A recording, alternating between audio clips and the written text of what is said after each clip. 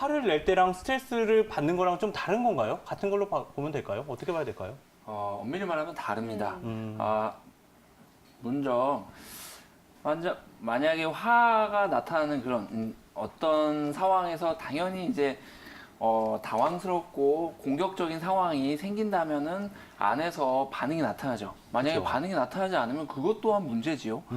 하지만 문제가 생기고 그거에 대한 반응은 당연히 인체에 대한 정상적인 반응입니다. 하지만 아까 김 원장님께서 말씀하셨듯이 나의 코티졸 농도가 나의 스트레스가 높지 않음에도 불구하고 혈중 농도에 계속 높게 유지된다면 스트레스가 순간적으로 받았음에도 불구하고 그 스트레스로 인해서 나의 몸은 일정 이상 과민 반응하게 됩니다. 이것을 병적인 스트레스 반응이라고 할 수 있죠. 그렇기 때문에 일회성으로 스트레스가 생기고 그거에 대한 인체의 반응이 나타나는 건 매우 지극히 정상적이지만 일시적인 자극에도 불구하고 그 효과가 일정 시간 이상 계속 유지된다면 그건 병적인 상황이라고 할 수 있습니다. 그리고 거기에 덧붙여서 말씀드리면은 일상적인 스트레스에 대해서 우리는 분노하거나 아니면 그 감당할 수 있는 정도 이상의 자극이 온다면 위축이 됩니다. 크게 봤을 때 그거에 대한 분노 아니면 감당할 수 없을 때 나타나는 위축 이 두 가지로 나타날 수 있고요. 그런 분노의 상황일 때는 우리 몸은 양적인 열적인 증상으로 많이 나타나는 반면 위축되는 내가 감당할 수 없는 상황이 되면 오히려 냉증, 손발이 차가워진다든지 아니면 소화기관이 갑자기 저하된다든지 그러한 인체 기능이 저하되는 쪽으로 음적인 증상으로 나타납니다. 그렇기 때문에 이 스트레스에도 나의 몸이 어떤 상황이냐에 따라서 치료가 각각 다르게 진행이 돼야 합니다. 그렇기 때문에 내가 만약에 지금 어떠한 몸에 지속적인 질환이나 증상이 나타난다 했을 때 그거에 대한 적절한 치료는 가까운 한의원에 가셔서 변증을 통해서 치료를 하시는 게 훨씬 효과적이겠죠. 우리 원장님들은 이 방법 나에게 정말 잘 맞다. 어떤 것들이 있을까요? 스트레스를 받아서 저만의 방법이 있다기보다는 네. 제가 오늘 꼭 말씀드리고 싶은 점은 스트레스를 받는 분들 중에서 담배를 태우시는 분들이 참 많죠. 그죠? 그쵸. 나는 스트레스 받아서 담배를 끊을 수가 없어. 이렇게 말씀을 많이들 하십니다. 담배를 피우시면서 스트레스를 해소할 수 없습니다.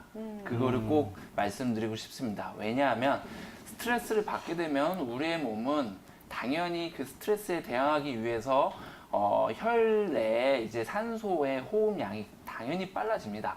그래서 나의 몸이 그런 스트레스에 적응하기 위해서 최적의 상황으로 빠르게 대처를 하는데 그런 상황에서는 당연히 산소의 이제 소모량도 빠르게 되죠. 하지만 담배를 자꾸 태우시게 되면 심폐기능이 조금씩 떨어지게 되죠. 그렇게 되면 이 심장과 폐에서 지속적으로 새로운 산소를 공급하는 속도가 떨어지게 되고 그럼 그 스트레스에 대항할 수 있는 몸에 대한 이 적응력이 점차 떨어지게 됩니다.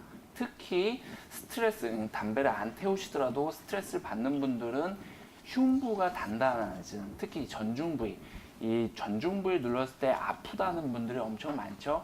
그 말은 흉곽 자체가 매우 유연성이 떨어진다는 뜻인데요. 이런 상황에서 담배를 즐겨 하시는 분들은 더더욱이 흉곽, 심폐기능이 점점 떨어지게 되죠. 이랬을 때는 그 스트레스에 적응할 수 있는 나의 능력은 점차 떨어진다고 보실 수 있고요. 그렇게 되면 점차 건강에서 멀어질 수밖에 없겠죠. 그렇기 때문에 자신의 스트레스를 개선하는 방법, 운동이나 음식 같은 걸로 조절하는 것도 좋지만 몸의 나쁜 습관을 적게 하시는 것이 더욱 스트레스 해결에 중요하다는 것도 잊지 않으셨으면 좋겠습니다.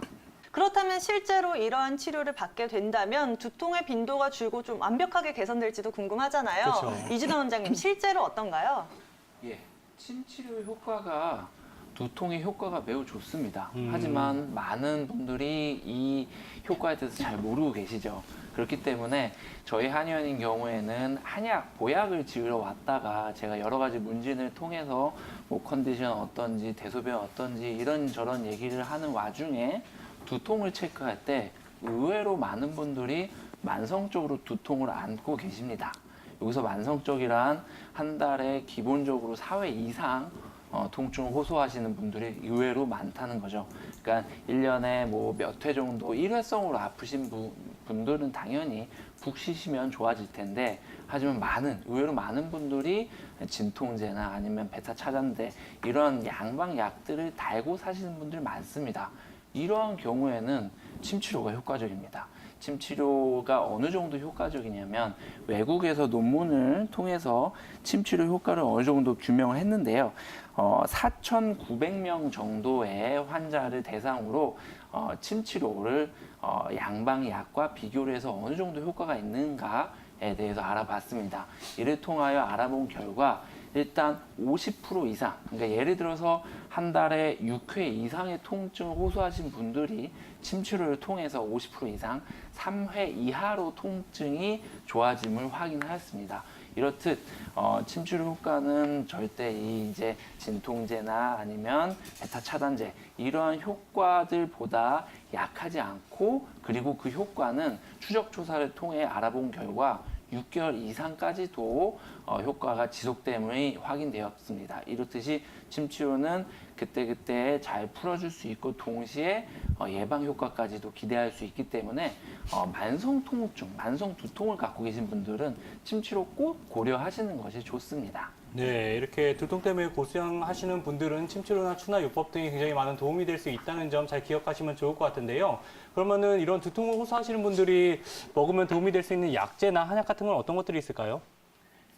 예, 한약은 당연히 이제 환자분들의 증상에 따라서 여러 가지로 나뉠 수 있겠죠. 뭐 이제 증상이 실증이냐, 허증이냐, 아니면 증상이 편두통의 부위나 아니면 양상에 따라서 복잡 다양합니다. 하지만 오늘 이제 여기서 소개시켜 드릴 한약은 한 가지인데요. 우리 몸의 두통의 그 양상을 보면은 대부분 이 혈관의 모세혈관의 압력으로 인해서 또는 그 주변 뇌막의 염증으로 인해서 생기는 두통이 매우 많습니다. 예, 물론 경추나 아니면 머리 기저질환이 없다는 조건 한에서 말씀입니다. 이렇게 모세혈관의 문제가 대부분의 만성적인 두통을 일으키는데요. 여기서 매우 효과적인 것이 사양입니다.